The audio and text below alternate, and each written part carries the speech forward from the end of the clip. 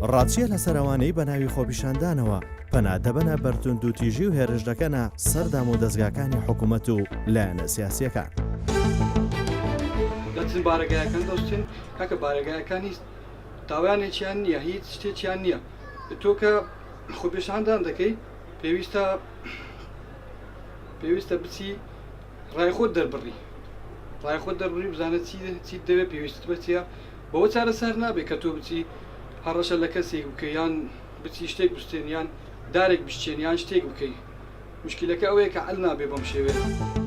لەگەڵ ڕای خۆپیشاندەرانم، بەڵام پێم وایە بەشەیەک توندوتیژ هیچ شتێک ناکرێت بۆ بارەگا حیزبیەکان و لایەنی توندتیژی بەکار نهێنن، بەشەیەکی هێمنانە داوای مافی خۆیان بکەن. هەموو ملەتێک بۆی هەیە خۆپیشاندان بکە، داوای مافی خۆی بکە، بەس بە شێوازی هێمنانە و بە شێوازێکی دیموکراتیانە.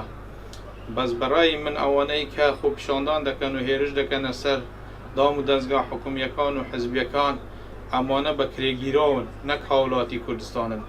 ئەوانە دەیانەوێت کوردستان تێک بدەن و ئاژاوەگێڕی بکەن و ئەوەندەی هەمانەش لە دەستمان بچی.